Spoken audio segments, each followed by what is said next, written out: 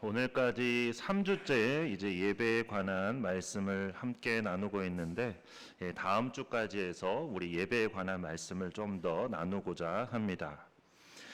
구약 시대에는 이제 예배가 아닌 제사를 하나님께 드렸습니다.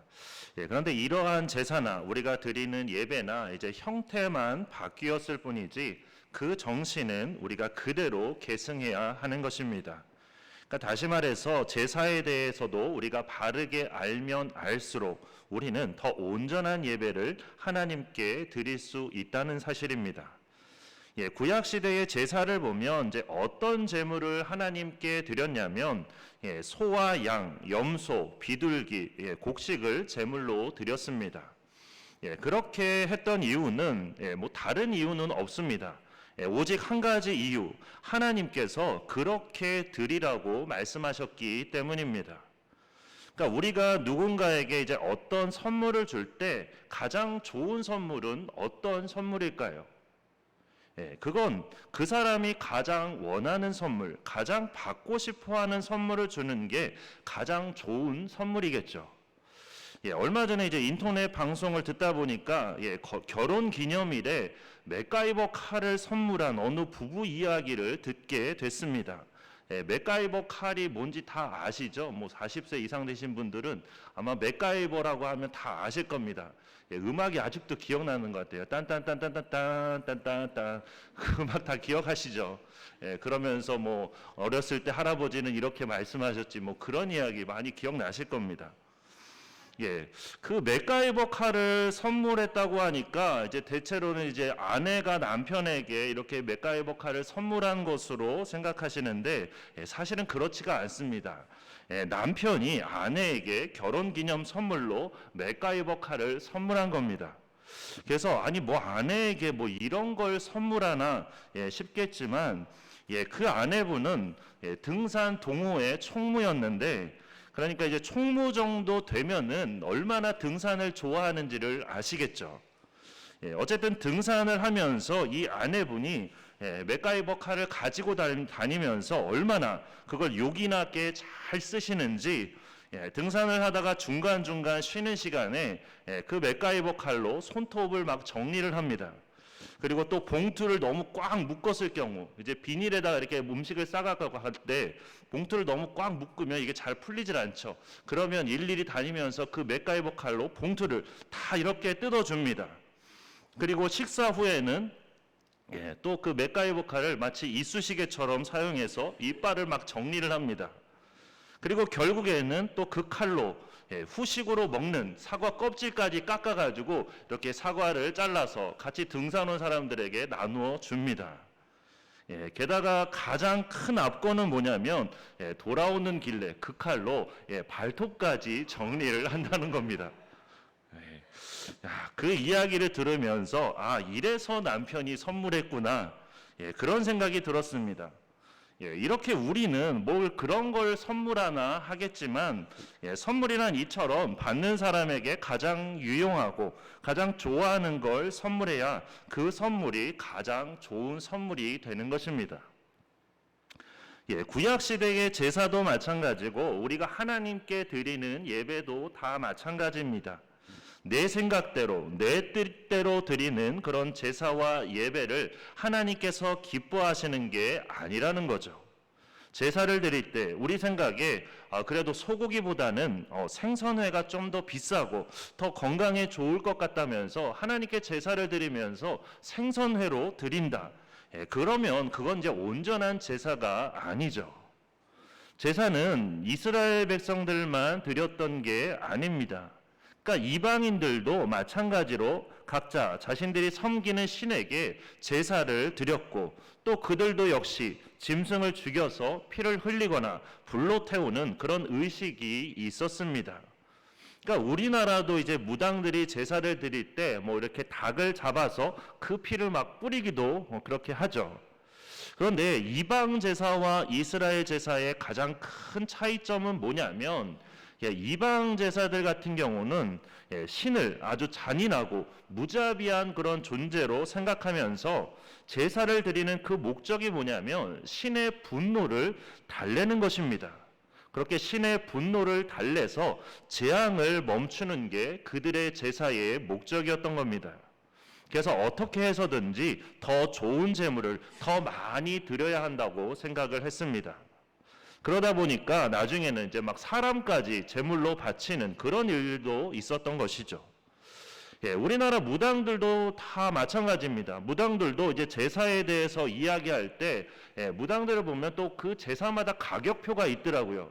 마치 중국집 가면 우리 이렇게 탕수육 대자, 중자, 소자가 있는 것처럼 제사도 막 대자, 주자, 중자, 소자가 있는 것처럼 더 비싼 제사를 드려야 더 효과가 좋다고, 부적도 그렇죠. 더 비싼 부적을 써야 효과가 좋다고 막 그렇게 말을 합니다.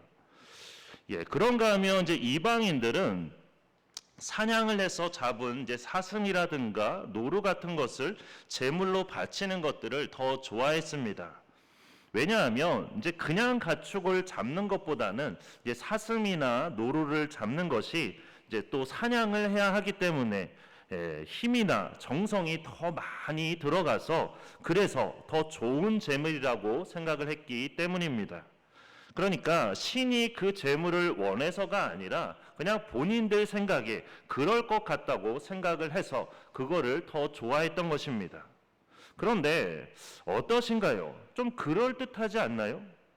예배는 우리가 지난주 말씀에 함께 나눴던 것처럼 정성이 중요하다고 했는데, 그럼 하나님께도 이렇게 정성을 다한 제물을 드리는 게 더 좋은 게 아닐까 하는 겁니다. 그런데 오늘 본문 2절 말씀을 보면 하나님께서는 이렇게 말씀하셨습니다. 우리 본문 2절 말씀을 같이 읽어보겠습니다. 이스라엘 자손에게 말하여 이르라. 너희 중에 누구든지 여호와께 예물을 드리려거든 가축 중에서 소나 양으로 예물을 드릴지니라. 아멘. 여기에 보니까 누구든지, 즉 제사를 드리려고 하는 모든 사람은 하나님께 예물을 드릴 때 가축 중에서 드리라고 말씀하셨습니다. 그러니까 이 말씀은 들짐승이 아닌 가축 중에서 소나 양으로 예물을 드리라는 말씀입니다. 그리고 본문 이후의 말씀을 보면 이제 10절에는 염소가 나오고 이제 14절에는 이제 산비둘기나 집비둘기를 예물로 드리라는 말씀도 나오지만, 중요한 것은 이처럼 제물을 하나님께 드릴 그 제물을 하나님께서 직접 지정하셨다는 사실입니다. 다시 말해서 하나님께 드리는 제물은 사람들이 자기 마음대로 정할 수 있는 것이 아니고 하나님께서 정하신 예물을 드려야 한다는 말씀입니다. 가축 중에서 예물을 드리라는 말씀은 곧 야생동물 중에서는 제물을 바칠 수 없다는 말씀이기도 합니다. 그 이유는 이제 야생동물 같은 경우는 전혀 길들여 있지를 않죠. 그래서 야생동물인 건데, 이처럼 길들여 있지 않고 거칠기 때문에 하나님의 성막으로 그렇게 데려갈 때 산채로 그리고 자발적으로 그 짐승을 데려갈 수가 없습니다. 그러니까 산채로 데려가려고 하면 온갖 소리를 고래고래 다 지르면서 제사를 드리는 그 자리를, 그 거룩한 자리를 너무나 소란스럽게 만들기 때문에, 그래서 그렇게 들짐승은, 야생짐승은 제사로 드리면 안 된다는 겁니다. 게다가 하나님께 바치는 제물은 반드시 살아있는 것이어야 했습니다. 물론 이제 불에 태워 드릴 때 제물을 막 산채로 그 위에 올려놓고 불 태워 드리라는 그런 뜻은 아닙니다. 그러니까 산채로 드린다는 것은 제단 앞에서 그 제물을 잡기 전까지는 반드시 그 제물이 살아 있어야 한다는 것입니다. 그런데 야생동물은 그렇게 하기가 어렵죠. 산채로 잡는 것도 쉽지가 않은 일입니다. 산비둘기나 이제 집비둘기를 그렇게 제물로 드리는 것도 마찬가지입니다. 비둘기보다는 차라리 닭이나 오리로 드리면 더 좋아 보이고 정성이 더 있어 보일 텐데, 왜 하필이면 닭이나 오리가 아닌 그런 값싼 비둘기로 제물을 드리라고 말씀하신 걸까요? 그 이유는 이제 닭이나 오리를 잡아보신 분들은 아시겠지만 이제 잡으려고 하면 정말 막 시끄럽게 막 소리 지르면서 막 도망 다니죠. 그래서 닭장에 들어가서 닭 한 마리 잡는 것도 쉬운 일이 아닙니다. 그렇기 때문에 안 된다는 겁니다.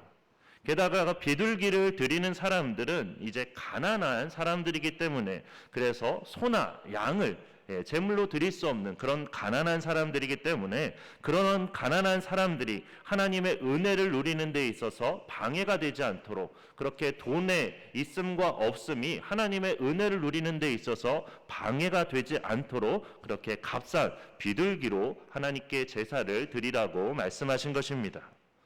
그러니까 하나님께 바쳐지는 제물의 특징 중에는 어떤 특징이 있냐면 제물을 잡을 때 소리를 크게 내지 않는 그런 제물을 바쳐야 된다는 그런 특징이 있습니다.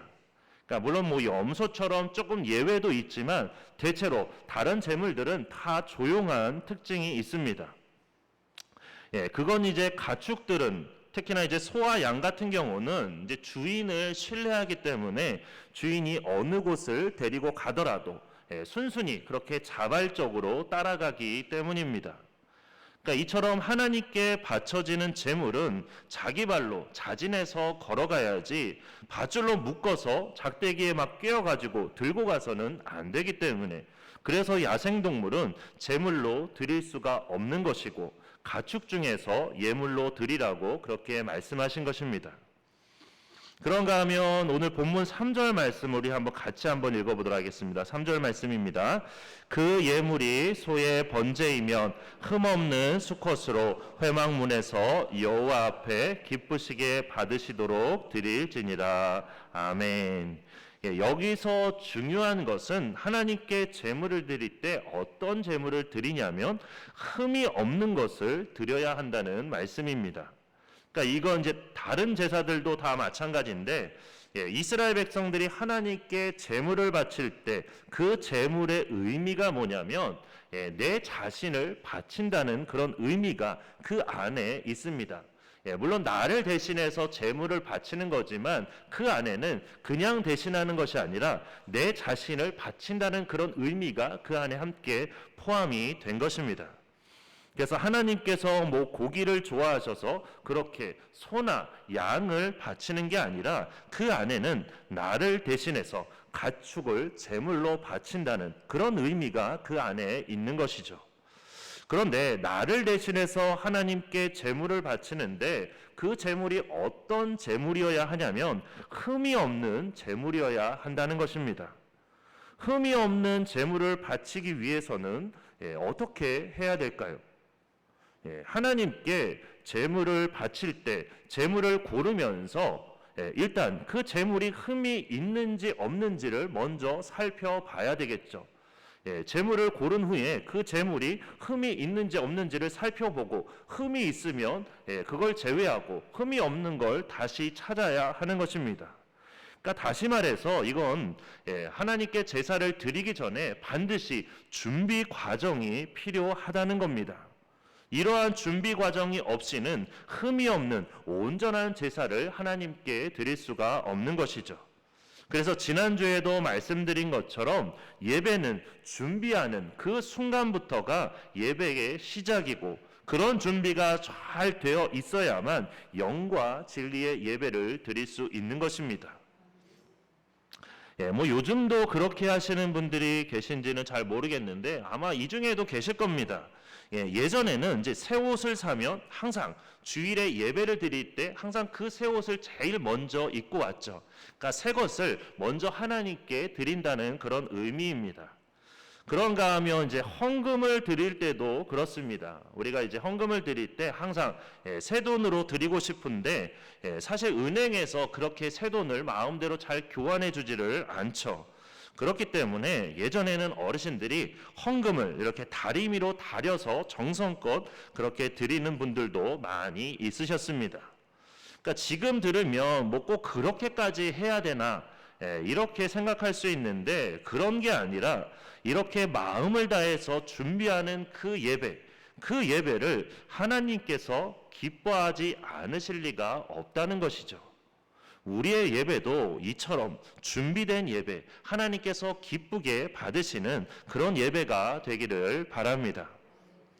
예, 본문 4절 말씀을 보면 이제 회막문 앞에서 제사를 본격적으로 드리기 시작할 때 이제 무엇으로 제사가 이제 시작이 되냐면 제물을 드리는 그 사람이 제물의 머리에 안수하는 것으로부터 이렇게 제사가 시작이 됩니다. 그렇게 이제 안수하는 그 의미는 뭐냐면 이렇게 제물의 머리에 안수한다는 것은 내 죄를 이 제물에 전가시킨다는 그런 의미입니다. 그래서 그렇게 안수하면서 기도하는 거죠. 하나님, 제가 이런 죄를 지었습니다. 죄의 삭은 사망이어서 제가 죽어야 하는데 저를 대신해서 이 제물을 하나님께 바칩니다. 이 제물을 받으시고 저를 용서하여 주옵소서. 이런 마음으로 안수하며 제물을 바칠 때 하나님께서 그 제물을 기쁘게 받으신다는 겁니다. 그러고 또한 그렇게 안수를 해야 되기 때문에 제물이 반드시 회막문에 도착하기 전까지 살아 있어야 하는 이유도 그 제물을 안수해야 하기 때문에 그렇게 살아있는 제물을 드려야 하는 것입니다. 그런데 우리가 예배를 왜 드릴까요? 우리가 의인이기 때문에 예배를 드리는 걸까요? 우리가 뽐내기 위해서 예배를 드리는 걸까요? 결코 아니죠. 우리가 죄인이기 때문에 하나님께 예배를 드리는 겁니다. 주님께서는 의인을 찾으러 오신 것이 아니라 죄인을 찾으러 오셨기 때문입니다. 그리고 우리는 여전히 죄인이지만 주님의 보혈로 의롭다 인정함을 받았습니다. 주님의 보혈로 우리의 죄를 덮어주셔서 이제는 의롭다 인정해 주신 것입니다. 그래서 내 자신이 큰 죄인인 것을 우리가 인정할 때 그때야 비로소 나를 의롭다고 인정해 주시는 주님의 그 크신 은혜를 우리가 깨닫게 되는 것이고, 그럴 때에야 우리가 진정한 예배를 하나님께 드릴 수 있는 것입니다. 그러니까 제물 위에 안수하는 게 바로 그런 의미입니다. 내 자신이 얼마나 큰 죄인인지를 다시 깨닫게 되면서 하나님의 은혜를 구하는 것이죠.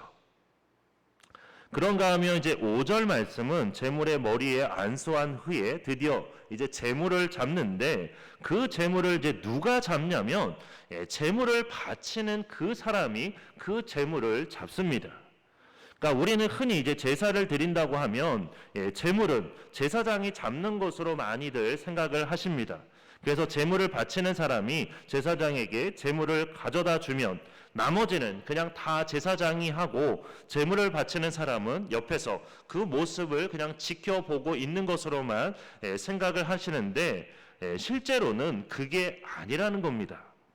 하나님께서는 제물을 드리는 자, 내가 제물의 목을 쳐라, 내가 제물을 잡아라, 이렇게 말씀하셨습니다. 그렇다면 제물을 드리는 그 사람이 과연 어떤 심정으로 제물을 잡았을까요? 하나님, 제가 죽어야 되는데 제 대신 이 제물이 주님 앞에서 이렇게 죽습니다. 저를 대신해서 이 제물을 드리지만 이 제물을 받아주시고 저의 모든 죄를 용서하여 주옵소서. 이런 심정으로 제물을 잡는 것입니다. 아무리 동물이지만 동물의 생명을 끊으면서, 그러면서 내가 지은 그 죄의 무게가 얼마나 큰지를 다시 한번 깨닫게 되는 것입니다. 그렇게 해서 제물을 바치는 사람이 제물을 잡으면 제사장은 이제 옆에서 제사 드리는 그 사람이 제물의 목을 치는 것을 확인한 다음에 그 피를 가져다가 이제 제단 사방에 그 피를 뿌려주는 그런 역할을 했습니다. 그리고 피를 뿌리면서 제사장 역시 마찬가지였겠죠. 제사를 드리는 그 사람을 위해서 중보하는 마음으로 그 피를 뿌리게 된 것입니다. 그런데 제사는 이게 끝이 아닙니다. 그러니까 6절에 보면 번제물에 가죽을 벗기고 각을 뜨라고 되어 있는데, 이걸 또 누가 하냐면 이건 역시도 제사를 드리는 그 사람이 하는 것입니다. 그러니까 우리는 앉아서 이렇게 편하게 예배를 드립니다. 그러고 보니까 저만 서서 예배를 드리는데, 우리는 좋은 장소에서 아주 시원하게, 그리고 겨울에는 따뜻하게 예배를 드립니다. 그런데 구약의 제사는 전혀 그렇지 않았습니다. 우리는 쉽게 제사를 드렸을 거라고 생각하지만 절대로 그렇지 않았다는 거죠. 제물을 잡고 가죽을 벗기고 각을 뜨고 제사 한번 드리는 게 절대로 쉬운 일이 아니었습니다. 정말 우리는 구약 시대에 태어나지 않는 걸 아주 크게 감사해야 합니다. 이처럼 번제물의 가죽을 벗기고 각을 뜨는 것도 전부 제사를 드리는 사람이 해야 했는데, 이처럼 제물의 가죽을 벗기는 것은 우리의 죄를 다 고백하면서 우리의 허물을 벗고 하나님 앞에서 벌거숭이가 된다는 의미입니다. 내 자신을 온전히 하나님께 드린다는 그런 의미입니다. 그런 심정으로 그렇게 제물의 가죽을 벗기는 것입니다. 그리고 각을 뜨는 것은 불의의 도구로 삼았던 나의 사지백체를 그렇게 도구로 쓰면서 하나님, 이제부터는 하나님을 위한 의의 도구로 내가 살겠습니다. 그런 의미가 그 안에 있는 것입니다. 그리고 9절 말씀을 보면 또 마지막으로 뭘 해야 됐냐면 제물의 내장과 정강이를 물로 씻어야 했습니다. 이것도 마찬가지로 제사를 드리는 사람이 다 해야 되는 그런 일이었는데, 내장과 정강이를 씻는 이유는 그런 것 때문이죠.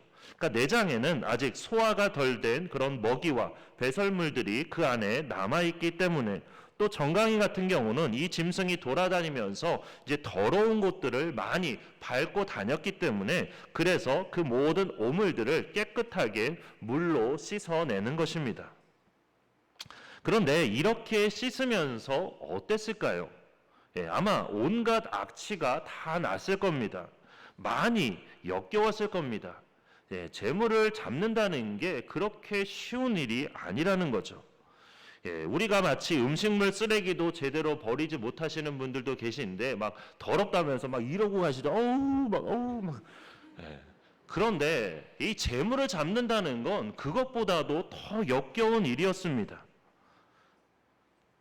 그래서 그 재물을 잡을 때 결국 그 악취는 뭘 뜻하냐면 내 자신의 그런 죄의 냄새를 뜻하는 겁니다.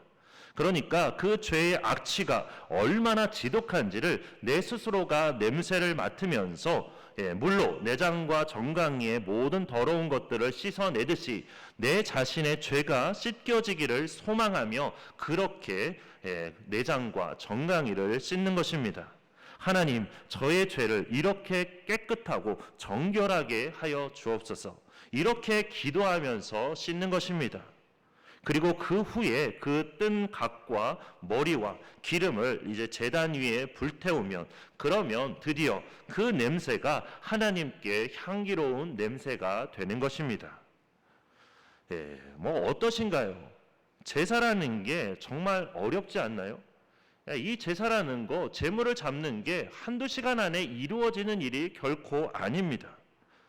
게다가 오늘 본 제사는 제사 중에서 가장 중요하고 가장 기본적인 번제만을 본 것이고, 이 외에도 소제와 화목제, 속제제, 속건제 등 하나님께 드리는 여러 제사에 관한 지침이 레위기 1장부터 7장까지 기록되어 있습니다. 그리고 그 모든 제사의 절차는 하나님께서 말씀하시고 하나님께서 지시하신 것입니다. 사람이 마음대로 정한 것이 아니라 하나님의 뜻에 따라서 드려지도록 하나님께서 직접 말씀하셨다는 것입니다. 그러니까 너희는 번제를 드릴 때 이렇게 드려라, 화목제는 이렇게 드려라, 속건제는 이렇게 드려라, 모든 제사들을 하나님께서 다 직접 말씀해 주셨다는 겁니다. 그런데 당시의 이스라엘 백성들은 제사를 왜 그렇게 드려야 되는지, 그 순서 하나하나에 어떤 의미가 있는지를 다 알지를 못했습니다. 하나님께서 왜 이런 식으로 제사를 드려야 되는지 그 이유에 대해서는 말씀해 주시지 않았습니다. 왜냐하면 제사장과 백성들이 하나님께 제사를 드릴 때 그 제사 자체가 대단해서, 그 제사 자체가 아주 훌륭해서 그 제사를 받으시는 게 아니기 때문입니다. 하나님께서 그 제사를 받으시는 이유는 하나님의 말씀에 순종해서 제사를 드렸기 때문에, 그렇기 때문에 그 제사를 받으신다는 겁니다. 다시 말해서 하나님은 제물과 제사를 받는 것이 아니라 그 사람의 순종을 받는다는 말씀입니다. 그렇기 때문에 제사를 드릴 때 가장 중요한 것은 하나님께서 말씀하신 대로 드리는 것, 그게 가장 중요합니다. 내 생각대로, 내 뜻대로 판단해서 이렇게 드리는 게 좋을 것 같고 저렇게 드리는 게 좋을 것 같다, 이게 아니라 하나님께서 말씀하신 대로 가축 중에서 예물을 드리고, 예물을 고를 때도 흠이 없는 것을 드리고, 제물을 잡기 전에 먼저 머리에 안수하고, 이처럼 하나님의 그 말씀에 따라서 순종함으로 드리는 그 제사를 하나님께서 받으신다는 말씀입니다. 이처럼 하나님께서 우리의 예배를 받으시는 것은 우리가 하나님의 말씀에 순종하는 것 때문이지, 우리의 어떤 열정이나 정성에 감동하셔서 우리의 예배를 받으시는 게 아니라는 겁니다. 만약 하나님께서 열정이나 정성에 감동하신다면 우리는 더 비싼 예물을 드려야 되고, 더 좋은 예물을 드려야 되고, 더 정성껏 준비한 예물을 드려야 합니다. 이런 것을 드려야만 하나님께서 그 예배를 받으신다는 건데, 하나님께서는 그게 아니라고 말씀하시는 겁니다. 그렇게 정성을 다한 예배만 받으신다면 결국에는 돈이 많은 사람만 그렇게 할 수가 있겠죠. 하지만 하나님께서는 그런 예물이 아니라 순종의 예물을 기뻐하신다는 것입니다.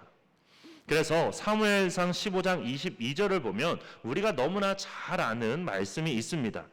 우리 마지막으로 한번 그 사무엘상 15장 22절 말씀을 찾아서 한번 같이 한번 읽어보도록 하겠습니다. 사무엘상 15장 22절 말씀입니다. 구약성경 432쪽입니다.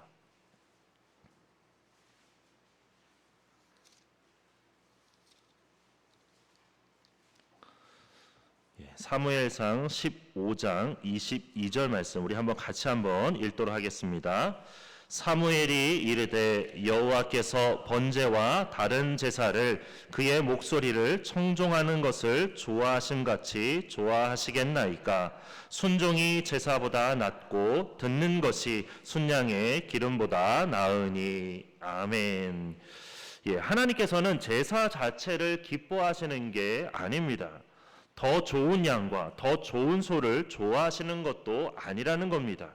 하나님께서 가장 기쁘게 받으시는 제물은, 가장 기쁘게 받으시는 그 예배는 우리의 순종이라는 말씀입니다. 그래서 지난주일 말씀처럼 하나님을 예배할 때 마음과 뜻과 정성을 다해서 영과 진리로 예배를 우리가 하나님께 드려야 하는데, 정말로 마음과 뜻과 정성을 다하는 예배는, 정말로 영과 진리로 드리는 예배는 바로 순종으로 드리는 예배라는 뜻입니다. 순종이 없으면 예배가 되지를 못한다는 것이죠.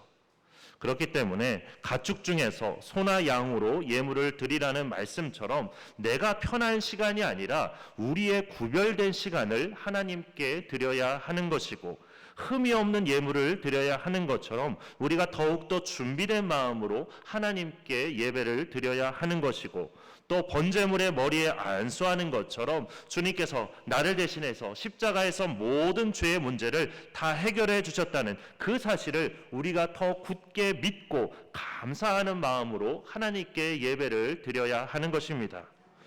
게다가 번제물의 가죽을 벗기고 각을 뜨는 것처럼 이제는 나의 사지백체를 하나님의 도구로 사용하겠다는 그런 마음으로 예배를 드려야 되는 것이고, 그리고 내장과 정강이를 물로 씻듯이 이제는 나의 모든 더러운 죄를 다 회개하며 다시는 그런 죄의 늪으로 가지 않는 그런 삶을 살겠다고 하나님께 다짐하며 하나님께 예배를 드려야 하는 것입니다. 이처럼 주님의 말씀과 뜻에 순종하는 그 순종이 우리의 예배를 더욱 온전한 예배가 되게 하는 것입니다. 그렇게 무엇보다도 하나님의 말씀에 대한 순종으로 하나님께서 찾으시고 하나님께서 기뻐하시는 예배자가 되는 우리 모두가 되기를 바랍니다. 함께 기도하겠습니다. 사랑의 하나님, 오늘도 예배에 관한 말씀을 함께 나눌 수 있게 해주셔서 감사합니다. 하나님, 우리가 하나님께 예배를 드릴 때 내 생각대로 내 뜻대로 드리는 것이 아니라 하나님께서 말씀하신 대로 예배를 드리는 우리가 되도록 인도하여 주시옵소서. 하나님, 하나님께서는 우리의 예배를 받으실 때 하나님, 우리가 헌금을 많이 하기 때문에 우리의 예배를 받으시는 것이 아니라, 우리가 봉사를 많이 하기 때문에 우리의 예배를 받으시는 것이 아니라, 우리가 하나님의 말씀에 순종해서 예배를 드리기 때문에 하나님께서 그 예배를 받으시는 줄 믿습니다. 하나님, 이처럼 우리의 순종이 하나님 우리의 예배를 더욱더 예배되게 한다는 그 사실을 잊지 않게 하여 주시고, 항상 우리의 삶이 내 생각대로 내 뜻대로 살아가는 삶이 아니라 항상 하나님의 말씀에 귀 기울이며 하나님의 말씀에 순종하는 삶이 될 수 있도록 인도하여 주시옵소서. 그래서 우리가 더욱더 그러한 순종을 통해서 하나님께서 찾으시고 하나님께서 기뻐하시는 예배를 드리며 더욱더 온전한 예배자가 되는 우리 모두가 될 수 있도록 인도하여 주시옵소서. 우리 가운데 함께하여 주시고 역사하여 주실 줄 믿고 감사드리며 예수 그리스도 이름으로 기도드립니다. 아멘.